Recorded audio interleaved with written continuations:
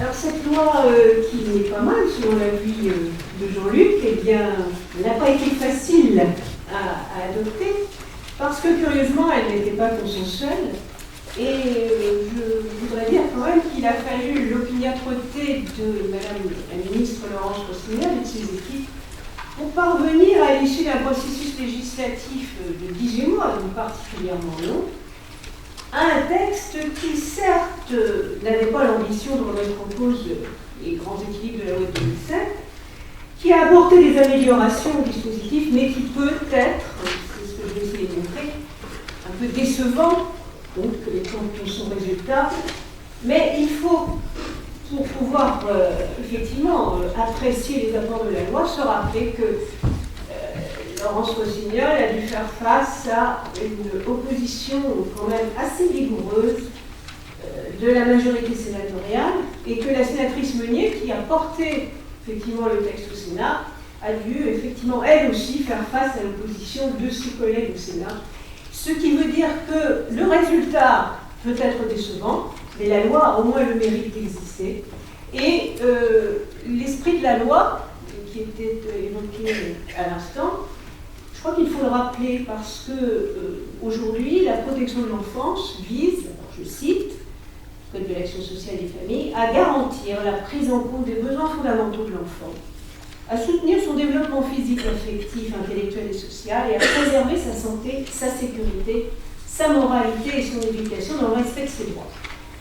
Le texte antérieur n'était pas le même, et puisqu'au départ, l'objectif prioritaire était de prévenir les difficultés auxquelles les parents peuvent être confrontés dans l'exercice de leur responsabilité éducative, d'accompagner les familles et d'assurer, le cas échéant, selon des modalités adaptées à leurs besoins, une prise en charge partielle ou totale des mineurs.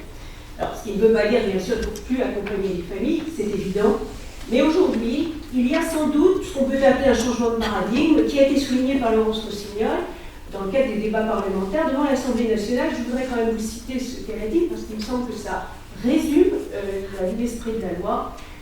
Le changement de paradigme est total. Il reflète tout ce qui s'est passé d'un certain point de vue entre 2007 et 2015. L'intérêt de l'enfant, qui est toujours mis en avant, trouve enfin sa traduction. Cette nouvelle rédaction du texte signifie que les enfants relevant de la protection de l'enfance sont comme les autres enfants, qu'ils ont droit aux mêmes capacités de développement et d'épanouissement. Cet article les soustrait à leur statut marginal et à une approche spécifique. Du fait de l'évolution des connaissances en psychologie et en sciences de l'éducation, on sait l'importance des liens d'attachement, de la stabilité pour la construction des enfants. Or, ceux qui relèvent de la protection de l'enfance y échapperaient.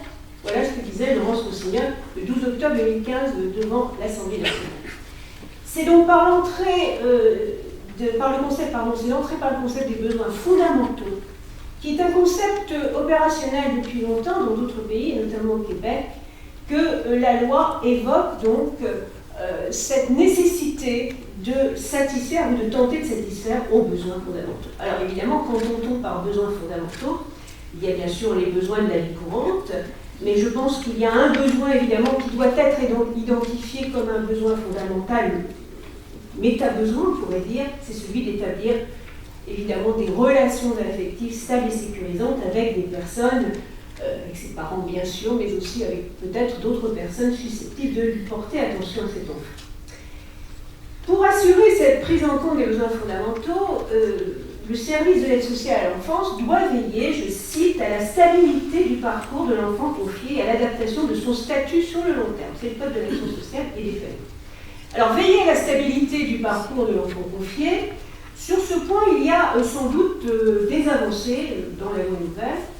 En revanche, je dois dire ma déception sur le second point, puisque sur l'adaptation du statut de l'enfant qui est placé sur le long terme, il me semble que les apports du texte sont malheureusement limités.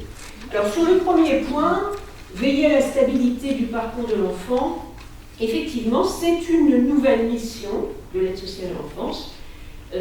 Veiller à la stabilité du parcours, sécuriser donc le parcours de l'enfant. Alors, ça suppose quoi? Ça suppose d'avoir d'abord des objectifs et d'élaborer un projet de vie pour l'enfant.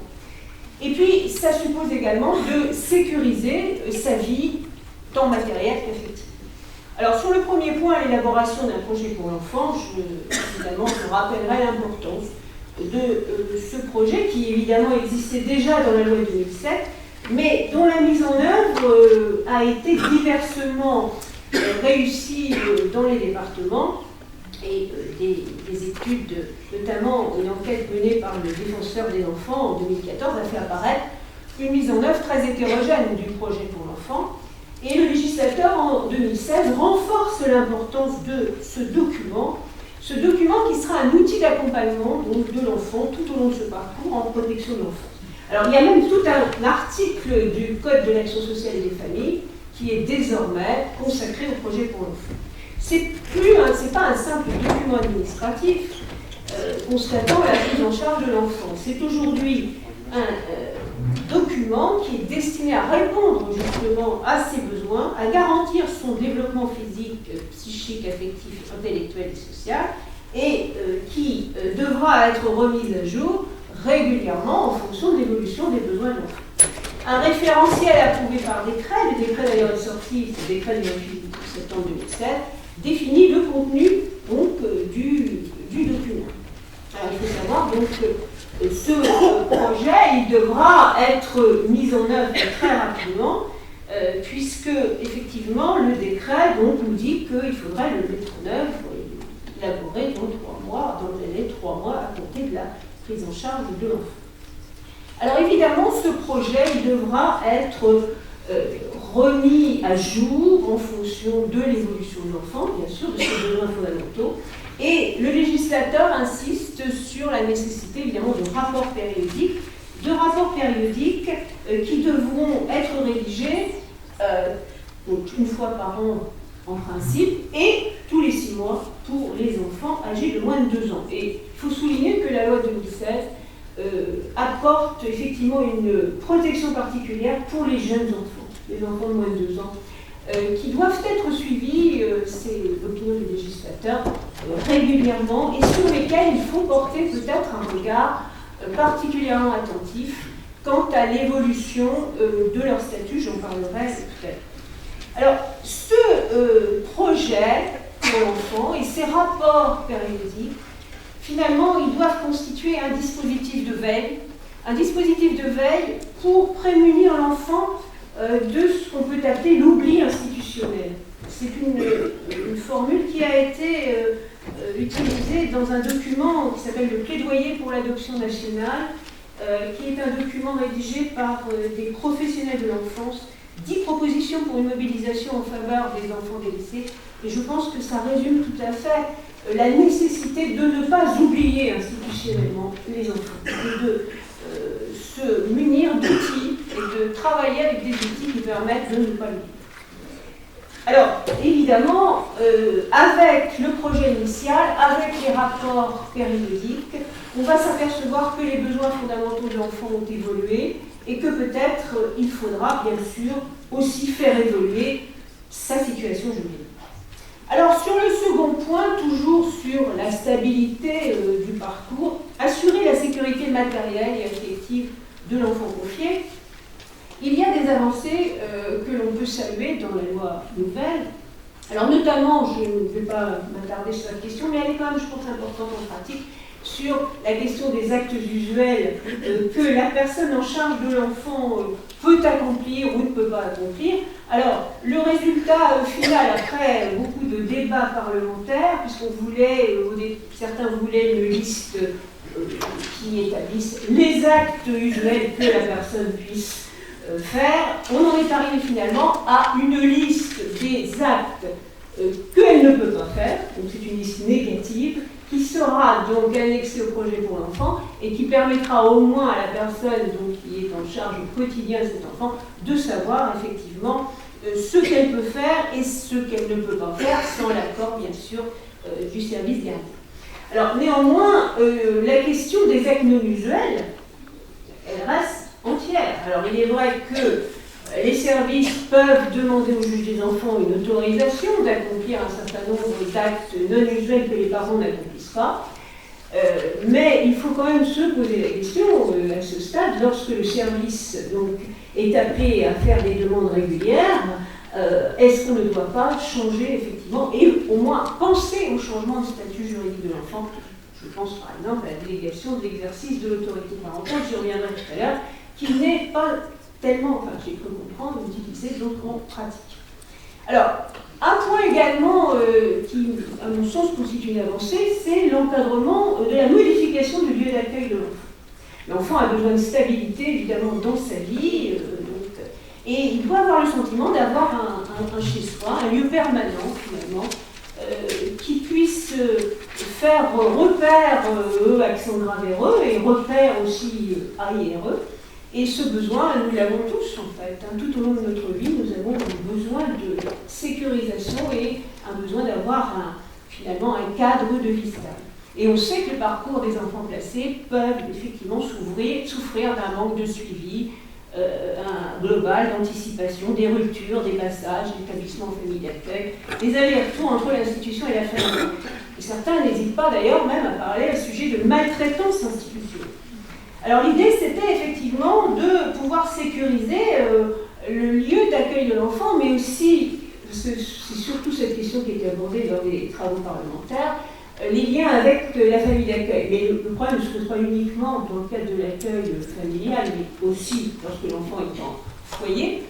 Mais effectivement, on a parlé de la nécessité de sécuriser notamment les liens affectifs que l'enfant a pu, évidemment, tisser avec sa famille d'accueil. Alors, un peu de déception tout de même, parce que le législateur encadre vraiment, je trouve, à minima ces modifications, puisque le service d'aide sociale à l'enfance, lorsqu'il voudra modifier le lieu d'accueil de l'enfant, eh bien, devra en informer le juge des enfants, sauf urgence, évidemment contre urgence, au moins un mois avant le changement effectif, et puis il reste alors au juge des enfants, évidemment, d'organiser une audience s'il n'est pas d'accord avec cette décision. Il pourrait évidemment donner le maintien de l'enfant dans son lieu d'accueil. Alors, cette obligation d'informer le juge des enfants, nous sommes dans le cadre de l'assistance éducative, évidemment. Là, cette obligation, elle vaut particulièrement pour tous les enfants âgés de moins de 2 ans, sauf urgence. Donc là, évidemment, c'est très clair.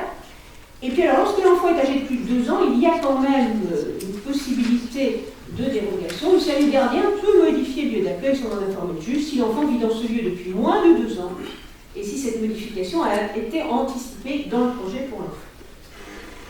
Alors, assurer aussi la sécurité affective, j'en ai un petit peu parlé avec les liens tissés avec la famille d'accueil. Alors, bien sûr, assurer aussi la sécurité d'abord affective et ses liens avec ses parents. Alors, à cet égard, je citerai évidemment la question des droits de visite médiatisés en présence d'un tiers, parce que c'est l'expression du Code civil.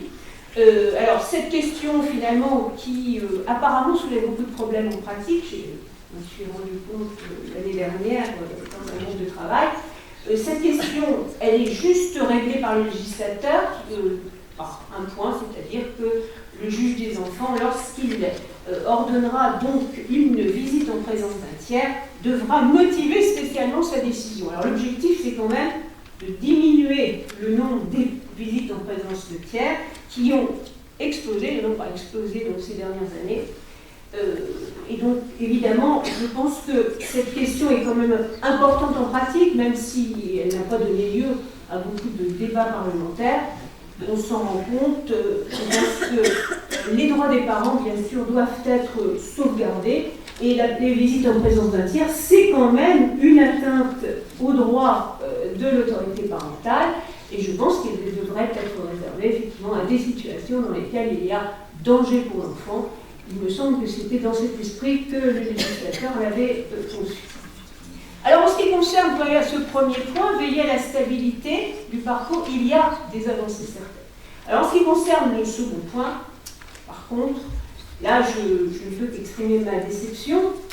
Pourquoi ? Parce que cette loi du 14 mars 2016, elle n'arrive pas comme ça, elle a été précédée d'un certain nombre de rapports qui avaient fait des propositions, et je citerai de côté le rapport Goutte Noire, on appelle le rapport Goutte Noire, c'est-à-dire le rapport d'un groupe de travail qui s'était réuni en 2013 et qui, Aline Goutte Noire, professeur de droit à la faculté de droit de Bordeaux, a rendu ce rapport en 2014, qui faisait 40 propositions pour adapter la protection de l'enfance et l'adoption aux réalités d'aujourd'hui. Et évidemment, mais là j'exprime une opinion personnelle. n'exprime pas l'opinion du professeur Goutenoir ou des autres membres du groupe de travail, il y a quand même une déception en ce qui concerne l'adaptation du statut juridique de l'enfant confié à ses besoins et à sa situation. Dans un certain nombre de cas, il ne faut pas se le cacher, le retour en famille, qui est l'objectif bien sûr de l'assistance éducative, eh bien, son retour ne sera pas possible. Il est difficilement envisageable, ou il est carrément impossible. Et ces enfants qu'on peut appeler les enfants dans l'attente, ces enfants délaissés, eh bien, il me semble que le législateur n'a pas été assez loin pour leur donner des réponses efficaces, des réponses juridiques, des instruments juridiques pour permettre aux professionnels, évidemment, d'adapter leur situation à leurs besoins. Il n'est pas allé assez loin, malgré les recommandations. Alors, je citerai le rapport Goutenoir, mais il y en a eu bien sûr d'autres, le rapport Colombani, le rapport de l'IGAS en 2009 sur les conditions de reconnaissance du délaissement parental et ses conséquences sur l'enfant. Et à cet égard, si le législateur incite les professionnels, c'est vrai dans la loi, à engager une réflexion sur l'évolution du statut juridique de l'enfant confié, eh bien, il ne modifie pas en fait en profondeur les instruments juridiques qui permettraient, une fois que la réflexion a été engagée et qu'un diagnostic a été posé, eh bien, d'adapter justement la situation juridique de l'enfant à ses besoins fondamentaux. Alors, sur l'engagement de la réflexion, effectivement, il y a une incitation très forte des professionnels à engager cette réflexion. Alors, une réflexion qui doit être précoce. Alors, on s'est refusé évidemment d'aller aussi loin que d'autres législations, comme la législation québécoise, qui très clairement pose dans la loi une limite à la durée des placements. Et donc, la durée d'un placement ne peut pas aller au-delà d'un certain seuil, sauf cas particulier, et distingue entre les âges des enfants. Effectivement, plus l'enfant est jeune, et moins le placement doit durer. Le législateur français n'a pas voulu évidemment aller aussi loin parce que c'est peut-être un peu contraire à notre façon d'appréhender les choses. Et à cet égard, pourtant, la proposition de loi, ce qu'il faut savoir, c'est qu'au départ, la proposition de loi Digne-Meunier, eh bien, elle prévoyait effectivement de fixer une durée maximum du placement lorsque celui-ci était renouvelé. Alors, durée à laquelle, effectivement, le juge des enfants pouvait déroger dans des circonstances particulières, mais les sénatrices Digne et Meunier s'étaient largement inspirées du droit québécois, puisqu'en fait, la sénatrice Digne avait fait une mission il y a quelques années donc, au Québec, et qu'elle avait été effectivement impressionnée par les moyens qui sont utilisés là-bas. Alors, si on ne retient pas une limitation de la durée du placement, on doit au moins envisager d'initier une réflexion précoce sur l'évolution possible du statut juridique de l'enfant qui serait délaissé. Alors, aujourd'hui, l'aide sociale à l'enfance doit envisager l'opportunité d'établir un nouveau projet pour l'enfant lorsqu'effectivement la durée du placement excède un seuil fixé par décret selon l'âge de l'enfant. Alors, à ma connaissance, le décret, je crois, n'est pas encore sorti. Elle doit envisager l'opportunité, donc, de mettre en œuvre d'autres mesures, je cite le texte du Code de l'action sociale et des familles, susceptibles de garantir la stabilité des conditions de vie de l'enfant, afin de lui permettre de bénéficier d'une continuité relationnelle, affective, éducative et géographique dans un lieu de vie adapté à ses besoins. L'aide sociale à l'enfance informe alors, nous sommes toujours dans le cadre de l'assistance éducative, informe le juge des enfants qui suit le placement en présentant les raisons qui l'amènent à retenir ou à exclure les mesures envisagées. Donc c'est l'aide sociale à l'enfance qui a effectivement la main pour amorcer donc cette réflexion qui doit être précoce et qui doit être aussi collégiale. Et à cet égard, la loi consacre officiellement l'existence de groupes, de commissions, de conseils. Alors, en Seine-Maritime, il y a un conseil des mineurs délaissés déjà depuis un certain nombre d'années, d'une commission en fait pluridisciplinaire et pluri-institutionnelle qui est prévue dans le Code de l'action sociale et des familles, qui sera chargée d'examiner sur la base des rapports périodiques la situation d'enfants qui ont été confiés lorsqu'il existe, je cite, un risque de délaissement parental ou lorsque le statut juridique de l'enfant paraît inadapté à ses besoins. Alors, c'est important d'avoir consacré dans la loi l'existence de telles commissions, donc au sein des départements, pour permettre effectivement d'avoir une réflexion globale sur la situation de ces enfants qui sera les situations, les dossiers seront évidemment présentés par l'aide sociale à l'enfance, et une réflexion évidemment pluri-institutionnelle, puisque ces commissions seront représentées dans ces commissions à la fois évidemment les travailleurs, les professionnels de l'enfance, mais aussi la justice et les médecins, ce qui est effectivement important. Alors, cette réflexion qui doit être amorcée précocement, qui doit être collégiale, va permettre de rendre un avis, puisque cette commission pluridisciplinaire et pluri-institutionnelle va pouvoir rendre un avis effectivement au président du conseil départemental, un avis sur l'évolution qui serait souhaitable, l'évolution du statut juridique de cet enfant délaissé qui serait souhaitable. Alors, c'est évidemment très intéressant, ces instruments, on ne peut que saluer leur consécration officielle dans la loi. Il faudra maintenant, évidemment, les faire vivre au sein des départements.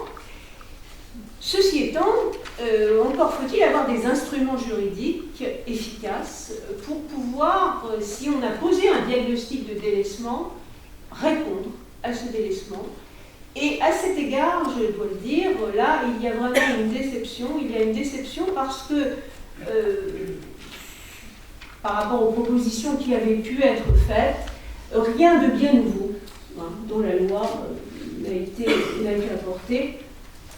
Alors, modifier le statut juridique de l'enfant, comment faire? D'abord, on peut envisager, on n'est pas obligé d'envisager l'adoption, parce que quand on pense à la modification du statut juridique de l'enfant, on pense toujours à l'adoption.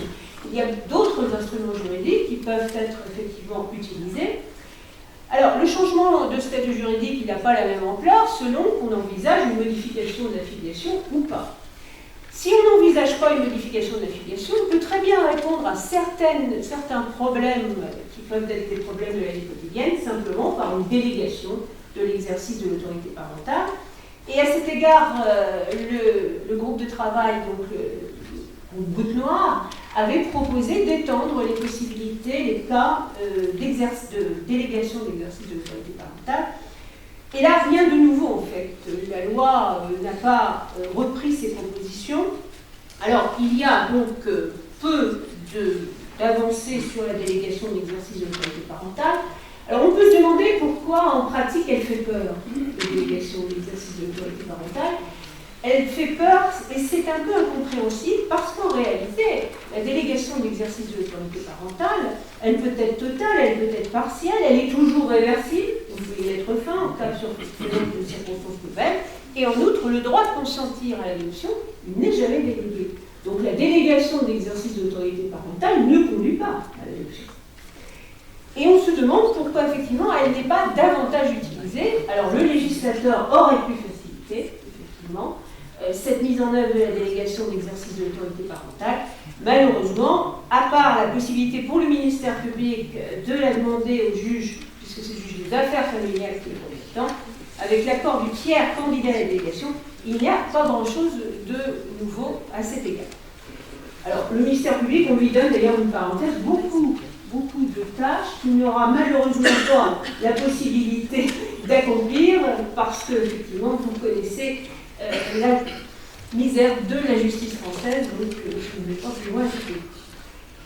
Alors, ce qui, évidemment, est intéressant dans la délégation de l'exercice de l'autorité parentale, c'est qu'elle peut répondre aux situations que j'évoquais tout à l'heure, dans lesquelles, effectivement, les parents n'accomplissent plus les actes non usuels de l'autorité parentale et permettent au moins à l'enfant de vivre une vraie vie d'enfant, de pouvoir participer à des voyages scolaires, de pouvoir participer à des activités pour lesquelles il faut, en principe, effectivement, l'autorisation des parents. Alors, c'est déjà, vous allez me dire, c'est peut-être pas formidable, mais c'est déjà beaucoup de lui permettre de vivre une vraie vie d'enfant. Alors, évidemment, on peut aller plus loin juridiquement, et si on constate le délaissement, eh bien, on peut envisager la modification pour faire, évidemment, de cet enfant un pupille de l'État. Alors à cet égard, c'est sans doute là que la déception est la plus grande. Car en réalité, rien n'a été prévu finalement par la loi pour faciliter l'accès de l'enfant au statut de pupille de l'État, qui est pourtant un statut plus pérenne que l'assistance éducative, parce que l'assistance éducative, elle est conçue comme un statut qui doit être évidemment temporaire, puisque l'objectif c'est le retour à la famille. Et donc, à un moment donné, est-ce qu'on ne doit pas se poser la question de savoir si effectivement ce statut répond bien aux besoins de l'enfant? Alors à cet égard, je vous passe les débats parlementaires parce qu'on a beaucoup discuté sur fallait-il rester effectivement à l'abandon, à la déclaration d'abandon. La déclaration de délaissement, est-ce qu'on doit passer à la déclaration de délaissement? Finalement, après une bataille assez vive au Parlement et notamment au Sénat, qui ne voulait pas que l'on modifie effectivement les textes existants, on est arrivé à prévoir dans le Code civil, désormais dans le Code civil, alors vous devrez changer vos réflexes, puisqu'on parlait souvent de la déclaration de l'article 350, alors ce n'est plus l'article 350 du Code civil, c'est désormais l'article 381-1 du Code civil, qui a été déplacé. Alors ça, c'est quand même un bon point. Il a été déplacé dans les dispositions sur l'autorité parentale, il a donc été déconnecté des dispositions sur l'adoption, et ça, je pense que c'est vraiment un point important. C'est pas purement symbolique, ça montre aussi que accéder au statut de pupille de l'État, ça ne veut pas dire systématiquement faire l'objet d'une adoption. C'est accéder à un statut plus protecteur, à un statut plus pérenne, sachant que le projet de vie, et d'ailleurs c'est aujourd'hui dans le Code de l'action sociale et des familles, le projet de vie, ça peut être aussi un projet sans adoption. L'adoption est un projet parmi d'autres.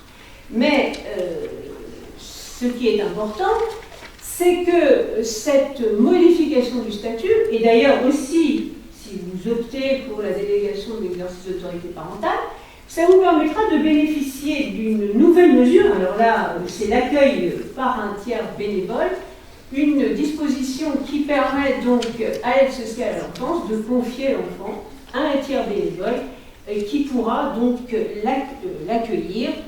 Alors l'accueillir pour effectivement un accueil pérenne et lui permettre sans doute de tisser des liens affectifs nouveaux et complétifs par rapport effectivement à ceux qu'il a pu louer dans sa famille. Mais ce qui est très ennuyeux, c'est que cet accueil à titre bénévole, il ne peut pas être utilisé si l'enfant est dans le statut d'assistance éducative. Il ne peut être utilisé que dans le cadre d'une délégation d'exercice de l'autorité parentale, ou lorsqu'un enfant est pupille de l'État, ou lorsqu'il est effectivement dans le cadre d'une tutelle départementale, ce qui n'est même pas si fréquent. Donc il faut, si l'on veut envisager un accueil à titre bénévole, il faut changer de statut. C'est pas un statut d'assistance éducative. Alors pourquoi l'assistance éducative a-t-elle été exclue? C'est ce qui a été dit pendant les travaux parlementaires, c'est parce qu'il existe déjà un tiers digne de confiance auquel le juge des enfants peut confier l'enfant. Et c'est pourquoi donc on a exclu l'assistance éducative. Alors je pense que sur le tiers digne de confiance, d'ailleurs, judiciaire on va dire, il y aurait aussi beaucoup de travail à faire pour élaborer un statut. Évidemment cette réflexion elle n'a pas du tout été initiée. Alors la seule chose donc que l'on peut évidemment approuver, c'est que le ministère public pourra désormais donc, mettre en œuvre cette action qui permettra de déclarer le délaissement. Ceci étant, sur la notion de délaissement, en réalité, il n'y a pas de nouveauté. Pourquoi? Parce que on a finalement repris, rajouté une formule qui finalement va anéantir les avancées que ça aurait pu avoir. C'est qu'aujourd'hui, l'enfant donc est considéré comme délaissé. Je cite le nouvel article 381-1, lorsque ses parents n'ont pas entretenu avec lui les relations nécessaires à son éducation ou à son développement pendant l'année qui précède l'introduction de la requête, sans que ces derniers en aient été empêchés par quelque cause que ce soit. Et là, elle ajoute la formule qui n'était pas au départ dans la proposition de loi, sans que ces derniers en aient été empêchés par quelque cause que ce soit, eh bien, anéantit finalement tout l'apport que ça aurait pu avoir d'introduire effectivement cette notion de délaissement, puisque l'objectif, c'était d'objectiver justement le délaissement à partir de la situation de l'enfant. Donc on constate que les parents n'ont pas entretenu avec lui des relations nécessaires à son éducation et son développement. Mais quand on ajoute effectivement cette formule, eh bien, on réintroduit bien sûr toutes les questions qui étaient posées dans le cadre de la déclaration d'abandon, et on réintroduit la jurisprudence de la Cour de cassation qui a interprété strictement ces notions, c'est-à-dire le caractère volontaire ou non, effectivement, du délaissement. Et il y aura évidemment des discussions à ce propos. Le rapport Goutte Noire avait envisagé d'introduire une formule comme sans que ces derniers en aient été empêchés par un tiers. Et donc là, ça permettait finalement de protéger les parents dans les situations où un tiers les aurait empêchés effectivement d'avoir des contacts avec leur enfant. C'était, à mon sens, permettre de protéger les droits des parents tout en permettant une évolution du statut juridique de l'enfant. Jean-Luc, je vois que tu n'as pas l'air tout à fait d'accord. Mais il me semble que la formule finale, adoptée donc, à la fin des débats parlementaires, finalement réduit énormément les avancées que ça avait pu avoir. Alors je terminerai en évoquant évidemment la question du changement du statut juridique de l'enfant avec une modification de sa filiation et l'adoption évidemment. Alors sur ce point, il n'y a absolument aucune avancée dans la loi. L'adoption, soyons très clairs. Et il n'y a pas eu de réflexion, notamment sur le développement de l'adoption simple en France. Sur le développement de l'adoption simple, avec un petit point seulement sur l'adoption simple, elle est rendue irrévocable désormais pendant la minorité de l'enfant, sauf révocation demandée par le ministère public. Mais ce qu'on peut regretter, c'est qu'effectivement, il n'y ait pas eu cette réflexion sur la possibilité d'envisager l'adoption simple, qui actuellement en réalité est utilisée souvent dans le cadre intrafamilial, et bien de concevoir vraiment cette adoption simple comme une mesure de protection de l'enfance, qui aurait pu faciliter la création de, alors je cite une expression encore employée dans le document plaidoyer pour l'adoption nationale, la création de liens pérennes et complétifs plutôt qu'exclusifs. Sur cette question, je pense que nous sommes encore bien en retard par rapport à d'autres pays, évidemment par rapport notamment à la législation québécoise, et on n'a pas finalement réfléchi à la possibilité de créer un nouveau dispositif qui permettrait l'accueil durable d'un enfant, peut-être dans la perspective ou non d'une adoption simple, le système peut-être de banque mixte au Québec, peut-être au moins engager la réflexion. Après, effectivement, on aurait pu voir comment on pouvait adapter ce type de système à notre législation. Il me semble qu'ici, le législateur a manqué l'occasion de perfectionner les instruments juridiques permettant aux professionnels d'élaborer un projet de vie pour l'enfant délaissé. Mon grand regret. Je vous remercie de votre attention.